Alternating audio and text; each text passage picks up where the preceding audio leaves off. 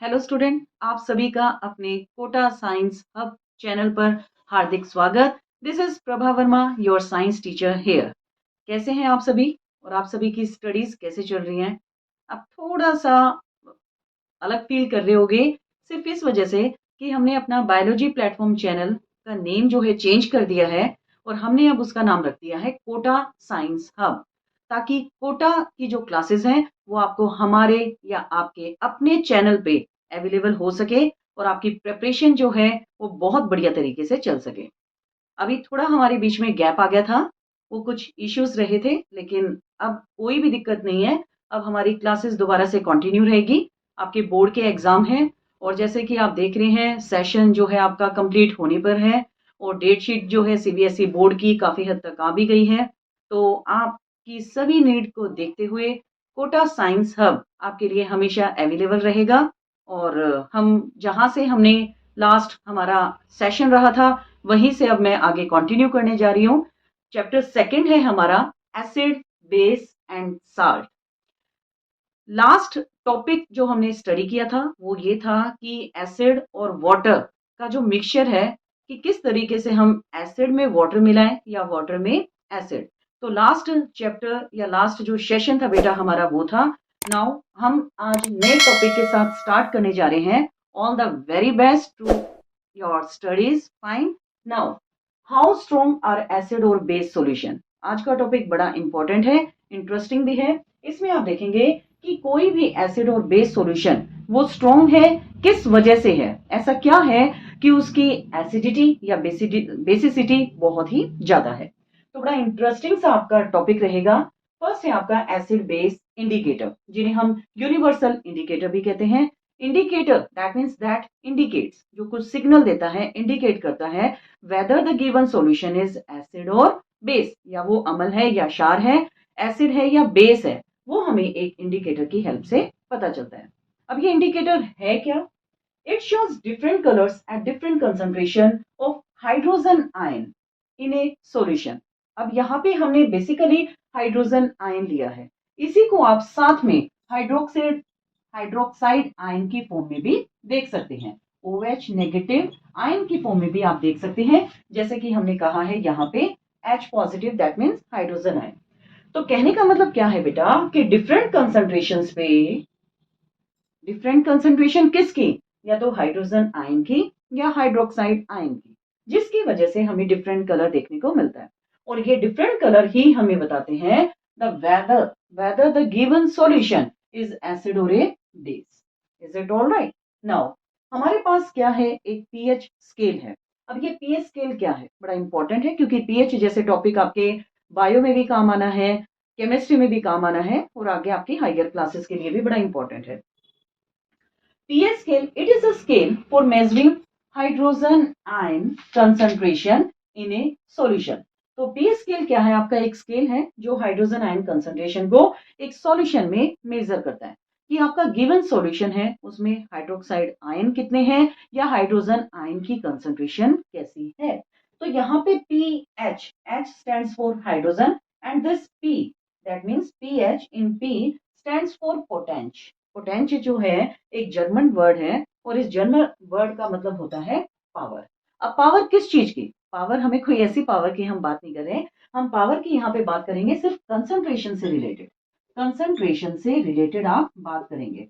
अब ये concentration that means power. अब पावर में हम क्या देख रहे हैं कि आपका जितना ज्यादा हाइड्रोनियम आयन है, हाइड्रोनियम आयन बोला है अभी मैंने, आप ध्यान दें, हाइड्रोनियम आयन की कंसंट्रेशन जितनी ज्यादा होगी उसकी पीएच उतनी ही कम होगी। Hydronium ion that means H3O positive ion की आप यहाँ पे बात कर रहे हैं। तो हम क्या कह रहे हैं बेटा कि हाइड्रोनियम आयन मतलब कि कंसंट्रेशन जितना ज्यादा पीएच उतना कम। देखा जाए तो ये पीएच क्या हो गया, इनवर्सली प्रोपोर्शनल हो गया आपका हाइड्रोजन आयन की कंसंट्रेशन से।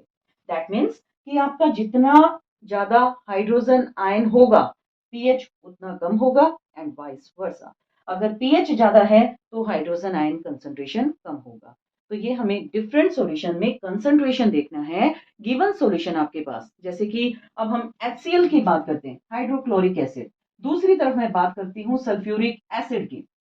अब आप देखें यहाँ पे हाइड्रोजन आयन कितना है हमारा, 1 है, और यहाँ पे कितना है 2, डबल हो गया, मतलब 2H पॉजिटिव हो गया, और यहाँ पे आपका सिंगल H पॉजिटिव है। तो which one is more concentrated and which one has lesser pH? तो हाइड्रोजन आयन इसमें ज्यादा है तो इसका पीएच कम है, और यहाँ पे हाइड्रोजन आयन कंसंट्रेशन आप देख रहे हैं कि अगर कम होगा तो पीएच ज्यादा होगा, और अगर पीएच ज्यादा है तो हाइड्रोजन आयन कंसंट्रेशन कम होगा। So now variation of pH with a change in concentration of hydrogen ion and hydroxide ion. AQ stands for aqueous. Aqueous that means they are diluted in water. तो ये water से related हम बात कर रहे हैं, मतलब कि आपका जो भी केमिकल है वो जब वाटर में डिसॉल्व किया और जब गिवन केमिकल डिसोशिएट होगा हाइड्रोजन आयन या हाइड्रोक्साइड आयन में, तो हम देखते हैं कि यहाँ पे क्या असर होने वाला है। तो बेटा हम सबसे पहले एक पीएच स्केल यहाँ पे ड्रॉ करेंगे। ऑलराइट, ये आपका एक पीएच स्केल है जिसमें आपने इसको डिवाइड किया है 7 पार्ट में, and the 0 and the here last is the 14। Now 1 2 3 4 5 6 7 8 9 10 11 12 and the 13। सी, अब आप देखें बेटा यहाँ पे मैं क्या बताना चाह रही हूँ। 7 जो है आपका पीएच, अगर आपका 7 है, 7 पीएच होने पर हम क्या कह रहे हैं कि जो गिवन केमिकल है वो एक टाइप का न्यूट्रल है, ठीक है ना। तो गिवन सब्सटेंस आपका न्यूट्रल है, ना वो एसिड है ना वो बेस है। अब हमें दो बातें देखनी है यहाँ पे। When we move from this 7, that means the mid point towards the left, जब आप लेफ्ट में जाएंगे तो यहाँ पे जैसे जैसे पीएच कम होगा आपका एसिडिक करेक्टर जो होगा वो इंक्रीज होगा। Acidic character increases when you move from 7 and towards the left. तो कहने का मतलब क्या है, अगर यहाँ पे पीएच 2 है तो वो आपका एक स्ट्रॉन्ग एसिड होगा। जैसे कि अगर हम HCl की बात करते हैं तो HCl क्या हो गया बेटा आपका स्ट्रॉन्गेस्ट एसिड की हम बात करते हैं। तो पीएच आप देखें, पीएच कम है, लेकिन हम बात क्या कर रहे हैं, एक स्ट्रॉन्ग एसिड की बात करें, जो मैंने आपको पहले बताया भी था कि अगर हाइड्रोजन आयन कंसंट्रेशन ज्यादा होगी तो पीएच कम है। ऑलराइट, तो हाइड्रोजन आयन कंसंट्रेशन ज्यादा होना मतलब कि आपका जो गिवन केमिकल है वो कंप्लीटली डिसोसिएट हो रहा है इनटू हाइड्रोजन आयन, तो जिसकी वजह से एसिडिक करेक्टर इंक्रीज होगा। लेकिन अगर हम बात करते हैं यहाँ पीएच आप 4.5 या 5 या 6 के नियर अबाउट जब आप यहाँ पे पीएच लेते हैं तो एसिडिक करेक्टर जो होगा बेटा वो यहाँ पे आपका थोड़ा सा डिक्रीज दिखाई दे रहा है, डिक्रीज दिखाई दे रहा है। अब आप देखें क्या ऐसा क्यों हुआ, ये आप देखें पीएच हाई, तो that means that is a weak acid. अब जैसे अगर मैं सिंपल सी बात करती हूँ, चलो CH3COOH की बात करते हैं, हम आपका एसिटिक एसिड की बात करते हैं, तो यहाँ पे आप देखें कि ये कंप्लीटली डिसोशिएट नहीं हो रहा है, कंप्लीटली डिसोशिएट नहीं हो रहा है, तो हाइड्रोजन आयन कंसंट्रेशन ज्यादा नहीं है। अगर हाइड्रोजन आयन कंसंट्रेशन आपका कम है तो पीएच आपका ज्यादा होगा, ठीक है ना। तो एसिडिक करेक्टर यहाँ पे न्यूट्रल के पास जो है वो डिक्रीज हो रहा है, लेकिन जैसे जैसे आप 7 से लेफ्ट की तरफ आएंगे एसिडिक करेक्टर आपका इंक्रीज होगा। इसका मतलब अगर 2 है या 1 है तो आप देखेंगे बिल्कुल स्ट्रॉन्गेस्ट एसिड जो है यहाँ पर आपको देखने को मिल सकता है। ऑलराइट, स्ट्रॉन्गेस्ट एसिड होना मतलब कंप्लीट डिसोसिएशन होना। Fine, now when we move from 7 towards the right, that means this basic character increases. तो बेसिक करेक्टर जो है बेटा वो यहाँ पे आपका इंक्रीज होगा। ऑलराइट, इसका मतलब एल्कलिनिटी, एल्कली जिसे आप कहते हैं वो यहाँ पे आपकी ज्यादा होगी। तो अब बेसिक करेक्टर किस चीज को देखकर कहते हैं हम, OH नेगेटिव आयन कंसंट्रेशन को, that means hydroxide ion concentration को हम देखते हैं। अगर इनकी पीएच ज्यादा है तो वो क्या होगा आपका एक स्ट्रॉन्ग बेस होगा, स्ट्रॉन्ग बेस। जैसे कि अगर मैं बात करती हूँ NaOH sodium hydroxide, it will be completely dissociated into sodium ion and the hydroxide ion. As a result, the basic character increases and its pH is more. लेकिन अगर जब आप नियर अबाउट यहाँ की बात करते हैं, 8 है 9 है या 10 है, इनके नियर जो अबाउट अब जब आप बात करते हैं तो यहाँ पे आपको एक वीक बेस देखने को मिलेगा।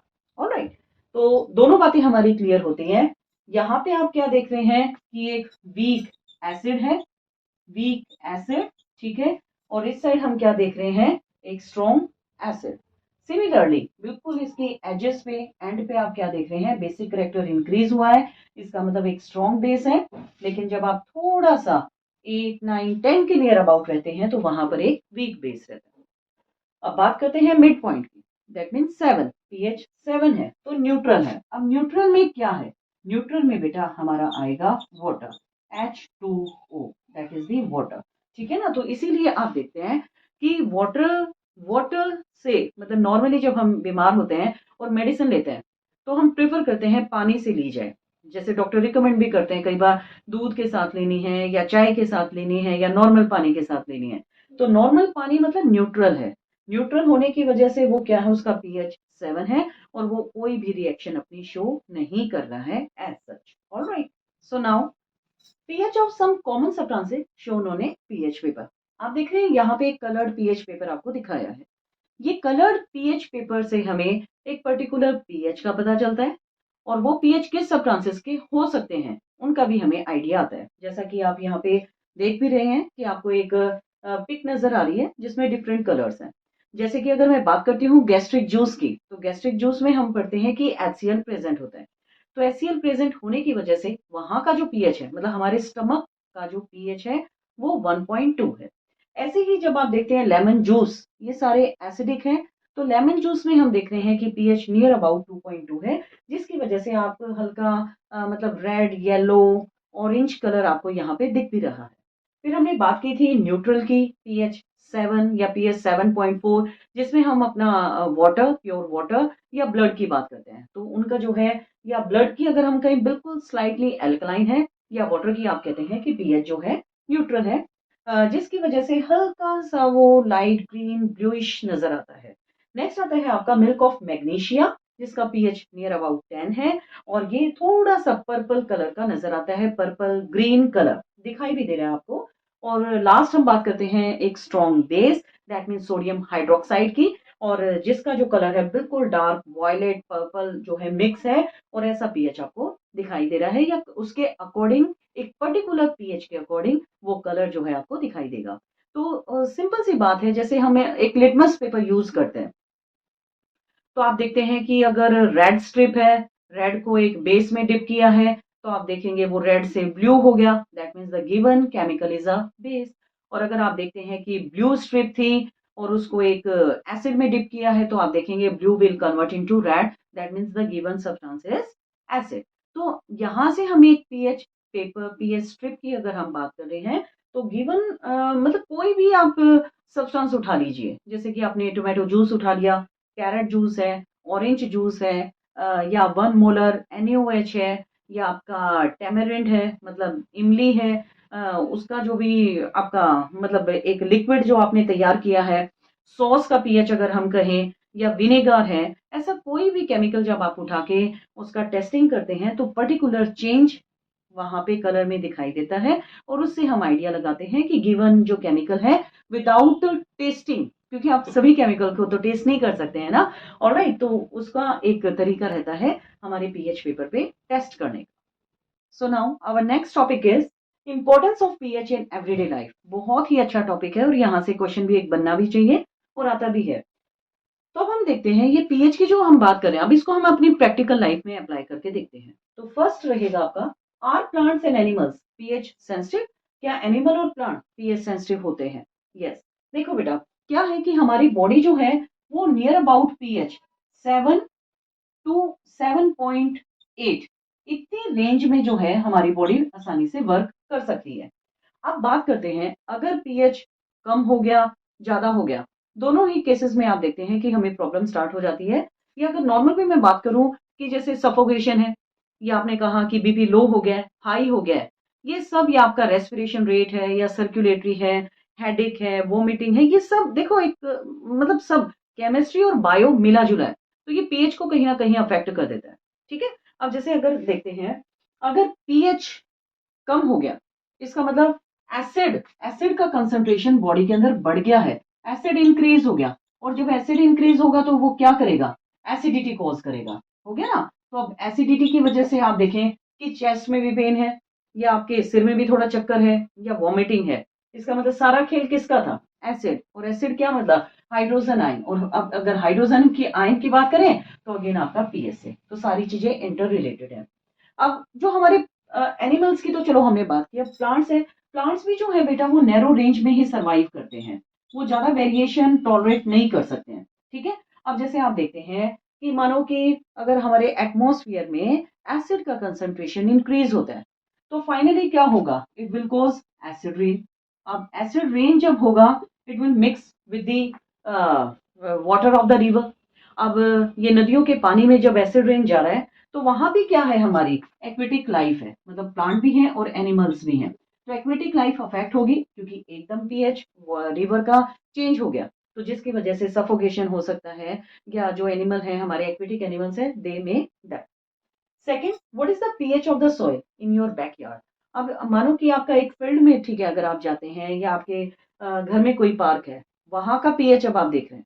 आप देख रहे हैं कि जहां पे ग्रोथ प्लांट की बहुत ही बढ़िया है, मतलब बहुत ज्यादा यील्ड है, पैदावार है, क्रॉप बहुत अच्छी ग्रो कर रहा है आपका, तो इसका मतलब वहां का पीएच कैसा होगा?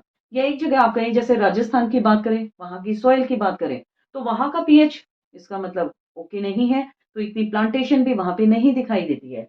तो अब अगर आप देखते हैं यहाँ पे आप पीएच लेंगे सॉइल का, और अगेन उसको एक पीएच जैसे स्केल की मैंने बताई आपको, या पेपर स्ट्रिप है, या यूनिवर्सल इंडिकेटर है, उनसे जब आप टेस्ट करते हैं तो आप देखते हैं कि किस तरीके से पीएच जो है अफेक्ट करेगा ग्रोथ ऑफ द प्लांट।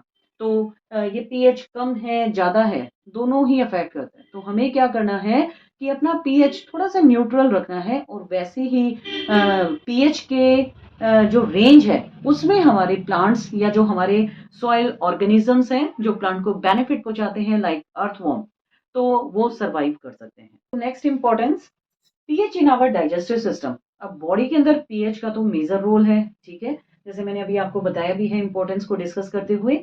तो आप देखें डाइजेस्टिव सिस्टम मतलब स्टमक में हमारा जो पीएच है वो रहता है नियर अबाउट 2। ठीक है। अब जैसे अगर ये पीएच वैल्यू आपका बढ़ रहा है या घट रहा है, मतलब इंक्रीज या डिक्रीज हो रहा है, वो हमें जो है अफेक्ट करता है, हमारे सिस्टम को अफेक्ट करता है। अब अगर एसिड का कंसंट्रेशन बढ़ गया दैट कॉजेज एसिडिटी। अब एसिडिटी की वजह से क्या होगा? इरिटेशन होगी, अजीब सी जलन रहती है, और चेस्ट बर्निंग है, पेन है, चेस्ट बर्निंग है, ठीक है ना, तो एक जलन रहती है। अब इसका मतलब पीएच अफेक्ट हो चुका है। जैसे कि आप देखते हैं कि नॉर्मल मैरिजेस में, या अगर जब हम हैवी या स्पाइसी खाना ले लेते हैं तो हमारा बॉडी सिस्टम थोड़ा सा चेंज हो जाता है। तो एक दो दिन तक आप थोड़ा परेशान भी रहते हैं क्योंकि बॉडी को उतने पीएच की आदत नहीं है। तो आप अपनी बॉडी को क्या, तो डॉक्टर्स क्या रिकमेंड करेंगे? ज्यादा से ज्यादा वाटर लो, लिक्विड लो, दही या खिचड़ी है या दलिया है, हल्की डाइट आपको लेनी है, मसालेदार स्पाइसी फूड नहीं लेना है, ठीक है ना, सैलेड लेना है। तो ऐसी चीज क्या करती हैं, उस पीएच को नॉर्मल की तरफ लेकर आती है। जैसे अब आपने देखा कि एसिडिटी इंक्रीज हो गई है, तो ऑब्वियसली एसिड को न्यूट्रलाइज करने के लिए क्या लिया जाएगा? बेस लेंगे। बेस कौन सा? मिल्क ऑफ मैग्नीशिया, जो हम थोड़ा आगे भी पढ़ेंगे, मिल्क ऑफ मैग्नीशिया, जिसे हम MgOH ट्वाइस कहते हैं, मैग्नीशियम हाइड्रोक्साइड भी कहते हैं। ये एक टाइप का एंट एसिड है, ध्यान दे बेटा, एंट एसिड बड़ा इंपॉर्टेंट सा टॉपिक है। एंट, एंट मींस अगेंस्ट, अगेंस्ट एसिड, तो एसिड के अगेंस्ट क्या यूज करेंगे? बेस यूज करेंगे। और जब ऐसा होगा तब क्या होगा? ये एक्सेस एसिड को न्यूट्रलाइज करेगा, ठीक है ना। तो किस तरीके से हम आप देखते हैं कि जब एसिडिटी बढ़ जाती है तो आप कोल्ड ड्रिंक लेते हैं या इनो लेते हैं। See, well acidity increases in our stomach, then what we do, हम क्या करते हैं बेटा? जब अगर एसिडिटी इंक्रीज हुई हमारे स्टमक में तो आप क्या करोगे? एक बेस लोगे। बेस का मतलब एक टाइप का एंट एसिड लिया है जो उस एसिड के अगेंस्ट काम करेगा।